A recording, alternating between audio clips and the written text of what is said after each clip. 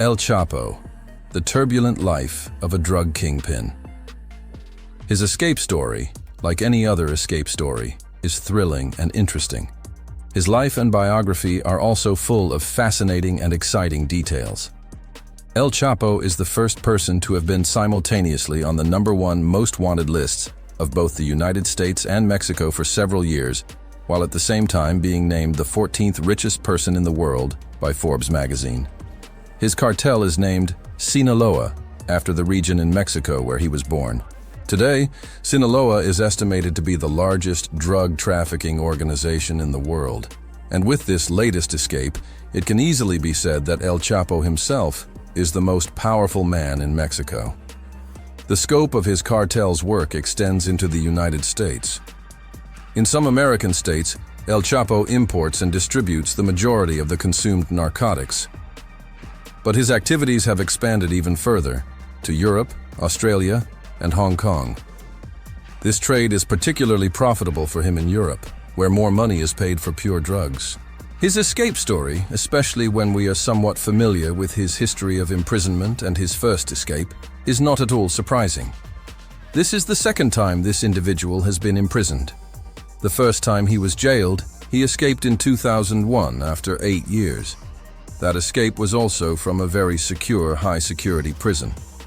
After his escape, the official narrative was that he had escaped in a laundry cart.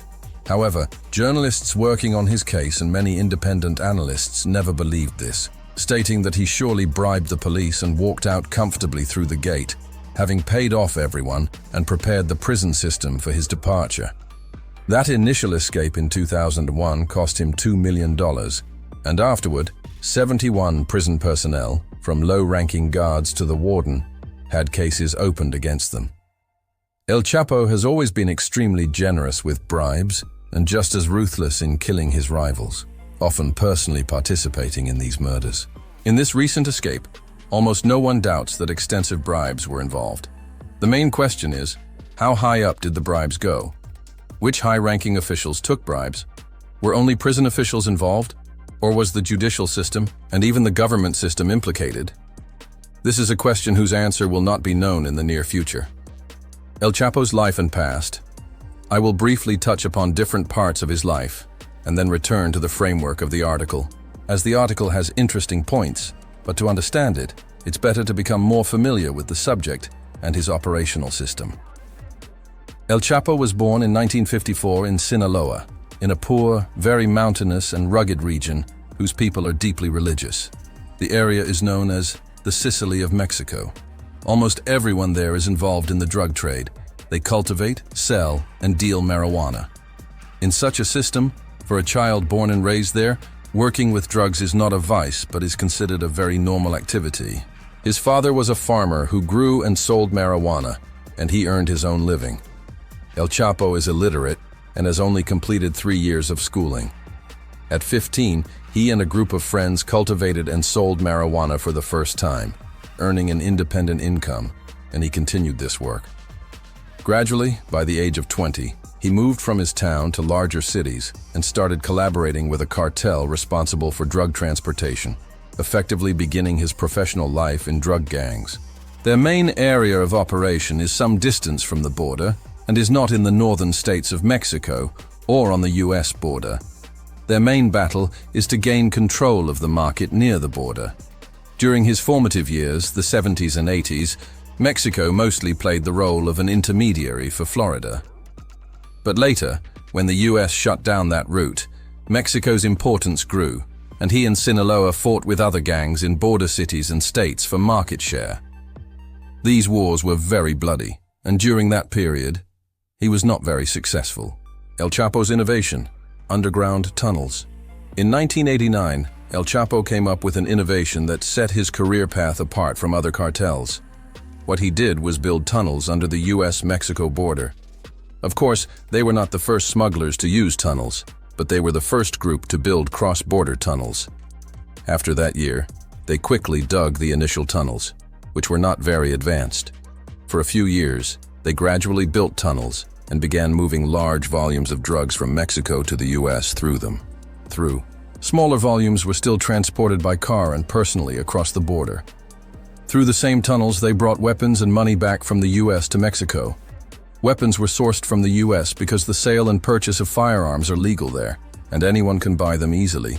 When they buy the weapons, their records must be checked, but after the weapon is purchased and they intend to sell or gift it, or if it is lost or stolen, there is no requirement to report it. For this reason, they use this method to supply their weapons from the US and use them in their wars against other cartels and the government in Mexico. First arrest and life in prison. These tunnels operated in this manner until 1993, when El Chapo was arrested for the first time. The circumstances of that arrest were interesting. Despite all the crimes he had committed, he was likely arrested for a crime he was not accused of. He was arrested for the murder of a cardinal at an airport where El Chapo was also present at the time. But it is said that he was not the murderer. His first imprisonment introduced this individual to Mexico. Well, Mexico is full of heads of various gangs, and he became one of the faces among them. The moment the police captured him in Guatemala, he tried hard to escape with bribes. He offered a large sum, $1 million, to the police officer who had captured him on the plane that was taking him back, offering $1 million and 8 tons of cocaine to let me go. Then he regretted it and said, "Then bring a pen and paper. I want to talk." They brought a pen and paper, and he spoke. He listed all the Mexican and Guatemalan officials he had bribed. These were noted down, registered in his file, and then, like many other important things, they were lost in this individual's file. Their system of bribery is based on the logic that Andres Escobar, the famous Colombian smuggler, had. There's a famous saying among them, "You either take my silver or you take my lead." This means the consequence of refusing a bribe could be the life of a police officer or his family. What you need to know about Mexico is that bribery is a huge problem, corruption is widespread, and on the other hand, smuggling is a popular, profitable, and pervasive business, especially in the northern states. Young people from southern Mexico, from poorer places, come north in search of better opportunities and either join these gangs and work with them, or with the goal of somehow reaching the US, or with the goal of growing there and accumulating a lot of money. The money they accumulate is very impressive. Comparing the lives of smugglers with ordinary life, a teacher was once caught and was supposed to spend 15 years in prison. They interviewed him. "Don't you think you wasted your life? You got yourself into trouble?" He said, "No, I have no regrets at all, because with the money I earned, first of all, my wife and son are living a very good life outside, which they would never have achieved if I had worked a normal job. Also, when I get out of here after 15 or 20 years, I have a very nice house that I bought with this money, and it's furnished and decorated, and I will never need to work again for the rest of my life, and this ultimately benefits me and is worth it." He still thinks he is doing the right thing. From 1993, when he was in prison, until 2001, this 8-year period, or a large part of it, was like living in a 5-star hotel. All kinds of food, all kinds of drinks, parties in the prison itself. He had relationships with many women, and even after these women were released from prison, they would still return to the prison to see him and have relationships with him. He once threw a famous family and friends party at Christmas. For several days, he invited everyone he wanted from outside the prison, and they celebrated and partied in the prison. El Chapo's power, even in prison. There is also a famous anecdote that when an investigator from the US went to this Mexican security prison during that period for an interrogation or initial investigation of El Chapo, he said, "We were supposed to meet at 11 in the morning. 11 a.m. came and went, 12, 1, 2, 3. He arrived at 10 p.m. Then he said, 'Sorry, I woke up this morning for our appointment, took a shower, then went to the sauna, then I was very hungry, so I had a meal, felt a bit heavy, took a nap, woke up, took another shower, and did my things, and so I was late to see you. My apologies. I run the prison here, and my lifestyle continues even in prison.' During that time, he also ran his cartel from inside the prison. In the same period that he was in prison, rivals outside were killing each other. So in the end, It wasn't bad for him to have been in prison during that time. Later, we see that when he gets out, the state of his cartel quickly improves beyond what it was when El Chapo went to prison. The second escape and growing fame. At the time of his first escape, despite the prison being full of CCTV cameras, not a single camera captured any photo or video of him. Although this story has been repeated so often in the back and forth accounts that if you open internet articles or talk to people, they say, yes, he escaped through the sewer. But anyone who has investigated the matter says the truth is otherwise. In 2001, he escapes and is on the run for 13 years and 30 days until February 2014. He is like a ghost. His traces are everywhere, but he is not. During this time, he turns a business that was at the level of a startup into a multi-billion-dollar enterprise. He has a charismatic and very persuasive and seductive personality, like many leaders on this scale. He is extremely violent. He has personally killed many rivals and many who have disobeyed or betrayed him. He is the last survivor of the old generation of the Mafia. Almost any disobedience is equivalent to death. The reason we say almost is because sometimes some people, before anything happens, are told, "You have 2 warnings left," but usually, disobedience is not tolerated at all. Popularity in Mexico and the inability of the U.S. During the 13 years he was a fugitive, a $5 million reward was offered for him. This reward was a joint effort by Mexico and the U.S., with $3 million from one and $2 million from the other. But they couldn't catch him. As some would say, he was on the other side of the world in the caves of Tora Bora, moving from one complex to another secret house. But the Americans caught him in Mexico, right under their noses. Almost everyone knows where he is, but they can't catch him. This event adds to his fame and popularity in Mexico. It creates a state where he stands against great powers, making a fool of them all. Many folk songs have been sung about him on both sides of the US-Mexico border. Of course, they say these gangs pay singers to sing their praises. There are stories that, yes, El Chapo helps the locals. He is a Robin Hood. He takes money from these rich people and gives it to us. Once, he even transported a sick boy to the hospital in his plane. And if it weren't for him and his permission, the boy would have died. But these are fabricated images created to make their own story more appealing. The reality is that he is as violent as anyone else in that profession, and perhaps more so than the rest. Cartel wars and the peace after Sinaloa's victory. But it is true that for most of the time they were looking for him, during these 13 years, he was in his own Sinaloa, an area that is practically impossible for the police to reach without a helicopter. Its roads are very few, and control is in the hands of their own groups and gang guards. He was there for 13 years and more, and it doesn't seem to me that, contrary to what the Americans and Mexicans would like us to believe, he was hiding in a hole like hundreds of mice. He was living his life, though not in the sense of continuing his daily routine, but he was seen nonetheless. An interesting event that was seen there and has been reported many times is that one night in their own area, El Chapo and his entire gang went to a restaurant. People were eating. They closed the doors and confiscated everyone's mobile phones.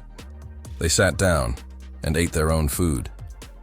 When their meal was finished and they were leaving, El Chapo and his gang left, and the bodyguards came, returned everyone's mobile phones, opened the doors, and said, "Sorry for the trouble.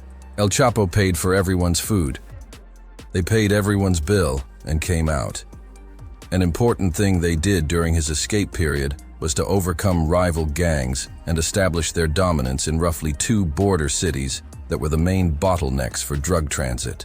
During that period, there were strange intervals where in these 2 cities, especially in one of them, people would wake up in the morning to see, for example, a dead body by the side of the road.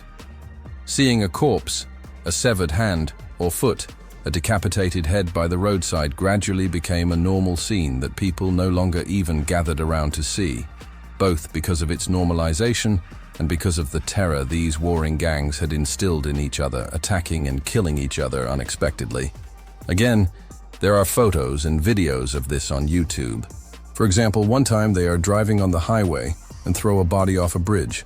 or they have left a head and feet on the sidewalk. At its worst, the murder rate in its worst period reached 12 murders a day. It had become very normal, and these two cities became the most dangerous cities in the world. The fate of his son and gaining more power. In this turmoil, El Chapo's son is also killed. They now have a mausoleum for him that has almost become a private shrine. What is said is that rival gangs did not kill El Chapo's son, but rather they killed him by mistake. They had started a conflict by mistake, or something had happened. They didn't recognize him, and he was killed by mistake. He pushes aside his rivals with this extreme violence and buys almost all the officials he needed to buy with very high bribes. With these two tactics, he gains the upper hand in the two main cities from which they transport drugs to the US. He establishes himself as the main cartel and sends goods to the US by air, land, and sea. He sends goods to the US so quickly that no one can compete with the speed of his organization. El Chapo's and Sinaloa's victory over the other gangs is more or less consolidated in 2008-2009, and that's when this violence and these things end, and families can finally leave their homes at night, and the city gradually returns to normal, and the crime and murder rates return to the average of 9 years prior. The theory of Mafia peace and the second escape. There is a theory here, and again we return to the framework of the article where it is explained that it ultimately benefits the police for El Chapo to have the upper hand because peace returns to the city. This Pax Mafiosa, a peace among mafias, is ultimately beneficial for everyone. It benefits society, it benefits themselves, and it benefits the government and the police. Instead of dealing with 10 violent gangs that endanger the city's security, the Mexican government deals with one organized gang. After all, they and the police play their own cat-and-mouse game, but the level of violence is much lower in the city, so people are ultimately more satisfied. These drugs are going to cross the border and be consumed anyway. The police say, "I am more successful in maintaining security." The government, if you were in the government's position, would have to answer this question.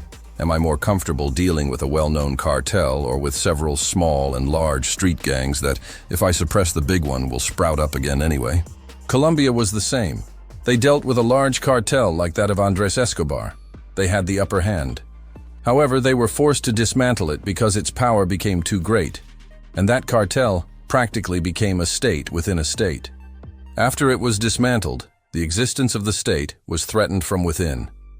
After his suppression, that place turned into a large number of practically uncontrollable groups. But now, this is the opposite of what the Mexican government seems to have done. It is a mistake to think that it is only the Mexican government that has reached a state of peace with these cartels. They have to launder all this money eventually, and much of this money laundering is done in large British and American banks. That is, it seems they are living and operating as an active member of the world's financial system. And this fantasy that we simple citizens sometimes have that there is a thief who is dirty and does bad things and disrupts the social order, and there is a policeman who is the good guy and a government that is clean and his motive is to chase the thief. Just as we see in the movies, and the impression we have is that whoever steals, whoever smuggles drugs, the government's motive is to go and catch them and bring them to justice. This fantasy seems to be flawed. How the second escape happened. A tunneling masterpiece. Now, what's interesting is to see what becomes of El Chapo. A man like this, after such an escape, is not likely to go into hiding or step aside or retire. It's possible he'll go to Guatemala. It's also possible he'll stay right where he was born, in those strange remote highlands that are very secretive. And once again, we will witness a chase operation where they are unable to catch him. As unpredictable as El Chapo's escape was, the method he used to escape is not at all surprising. We mentioned earlier how important the tunnel was, and we'll come back to what an important element the tunnel is in this cartel's method of operation. The video of his escape is now on YouTube. He comes to his cell. He is under 24-hour surveillance by CCTV cameras, except for 2 points that must exist for human rights reasons, and one of those blind spots is the shower. There is a partition, maybe a meter or half a meter long, next to the shower. El Chapo comes to his cell, walks around a bit, then sits down, changes his shoes, goes behind this partition under the shower, sits down, and is no longer seen.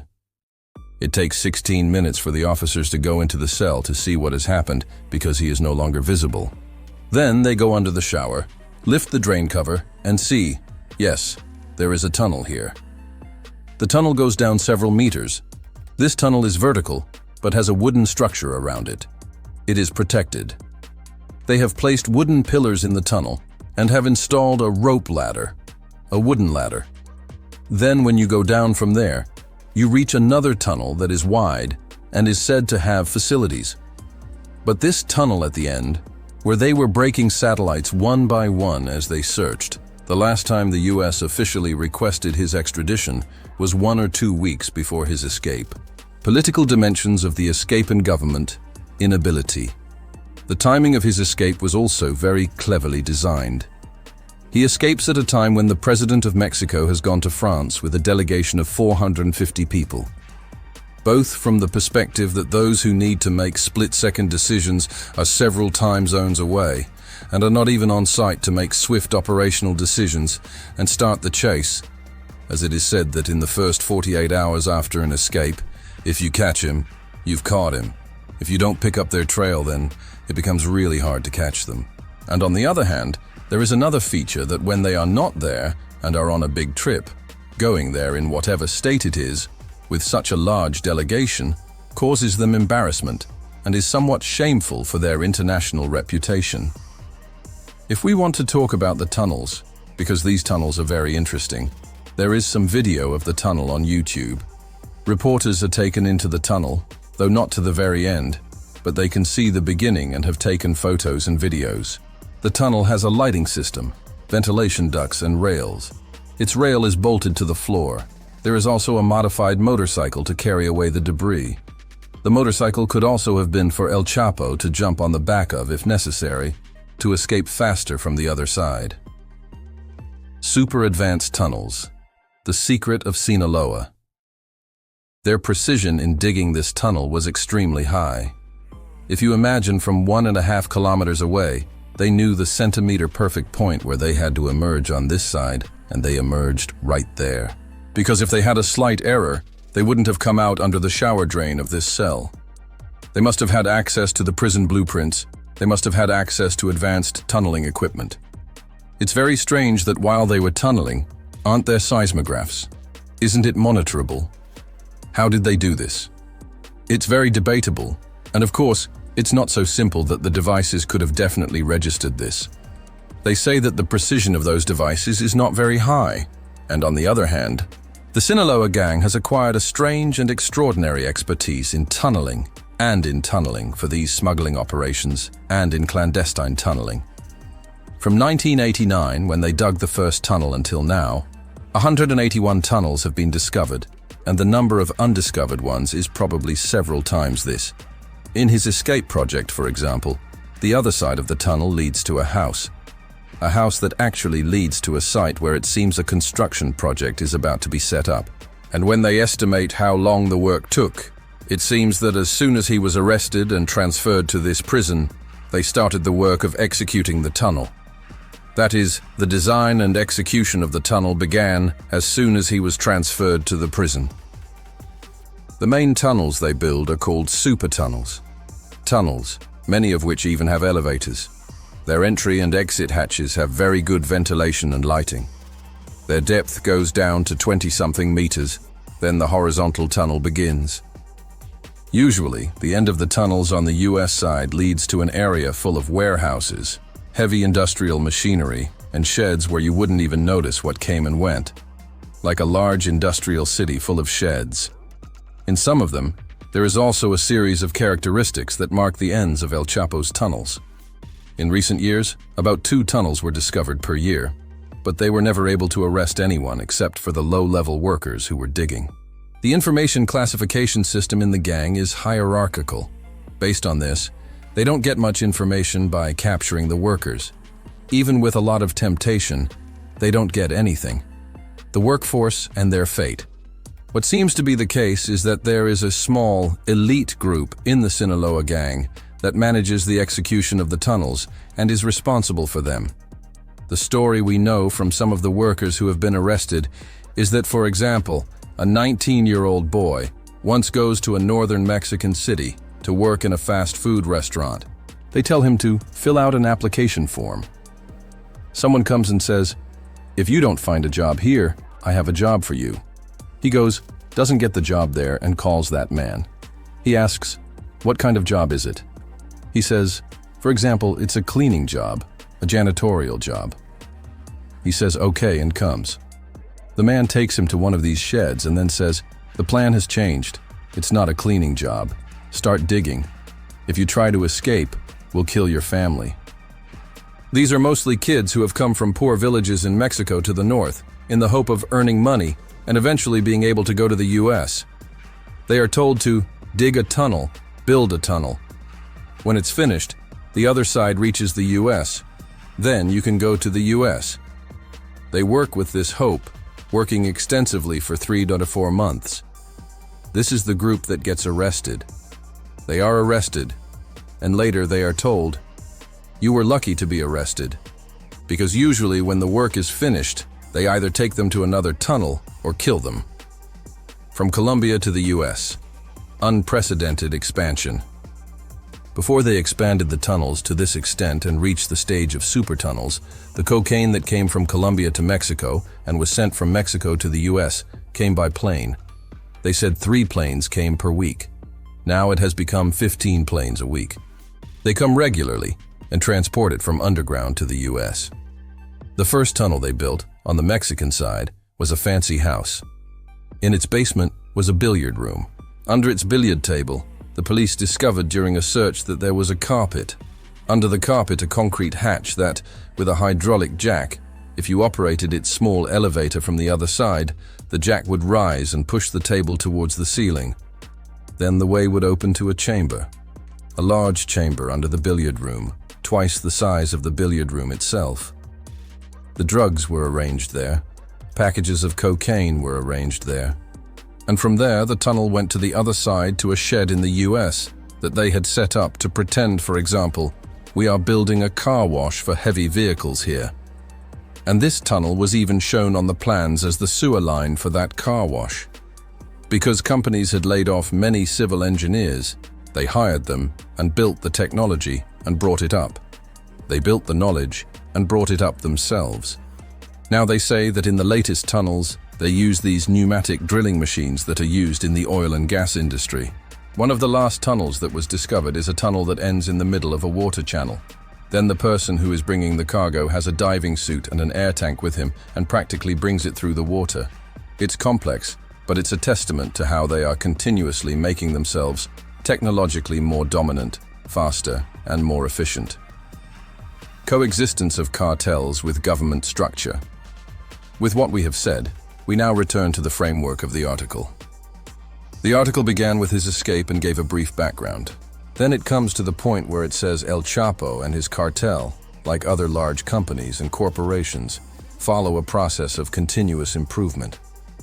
They are not enemies or rivals of capitalism, but rather they accept the rules of the game and usually enter into a harmony from which both sides profit, that is, with the incumbent government and with the police. The benefit for the Mexican government is that with Sinaloa established, the government deals with one organized gang instead of 10 violent gangs that endanger the city's security.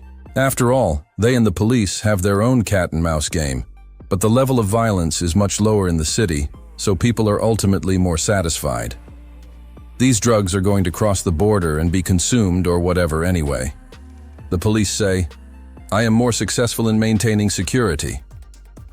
The government, if you were in the government's position, would have to answer this question. Am I more comfortable dealing with a well-known cartel or with several small and large street gangs that, if I suppress the big one, will sprout up again anyway? Colombia was the same. They had dealt with a large cartel like that of Andres Escobar. They had the upper hand. However, they were forced to dismantle it because its power became too great, and that cartel practically became a state within a state. After it was dismantled, the existence of the state was threatened from within. After his suppression, that place turned into a large number of practically uncontrollable groups. But now, this is the opposite of what the Mexican government seems to have done. It is a mistake to think that it is only the Mexican government that has reached a state of peace with these cartels. They have to launder all this money eventually, and much of this money laundering is done in large British and American banks. That is, it seems they are living and operating as an active member of the world's financial system. And this fantasy that we simple citizens sometimes have, that there is a thief who is dirty and, for example, does bad things and disrupts the social order, and there is a policeman who is the good guy, and a government that is clean. And his motive is to chase the thief, just as we see in the movies. And the impression we have is that whoever steals, whoever smuggles drugs, the government's motive is to go and catch them and, for example, bring them to justice. This fantasy seems to be flawed. The future of El Chapo now. What's interesting is to see what becomes of El Chapo. A man like this, after such an escape, is not likely to go into hiding, or step aside, or retire. It's possible he'll go to Guatemala. It's also possible he'll stay right where he was born, in those strange, remote highlands that are very secretive. And once again, we will witness a chase operation in which they are unable to catch him.